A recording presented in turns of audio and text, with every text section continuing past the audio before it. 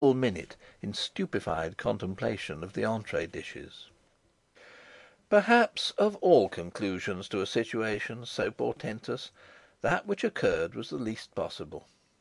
20 minutes after Mrs. Knox met her antagonist, I was summoned from strapping my portmanteau to face the appalling duty of escorting the combatants, in Lady Knox's brougham, to the church outside the back gate, to which Miss Sally had preceded them in the donkey carriage.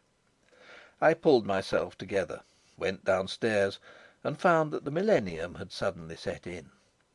It had apparently dawned with the news that Orsulus and all things therein were bequeathed to Flurry by his grandmother, and had established itself finally upon the considerations that the marriage was past praying for, and that the diamonds were intended for Miss Sally. We fetched the bride and the bridegroom from the church. We fetched old Eustace Hamilton, who married them. We dug out the champagne from the cellar. We even found rice and threw it.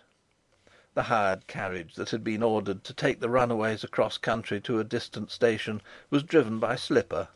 He was shaved. He wore an old livery coat and a new pot hat. He was wondrous sober.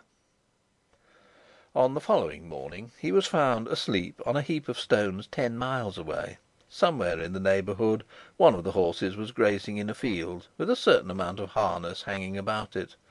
The carriage and the remaining horse were discovered in a roadside ditch 2 miles farther on.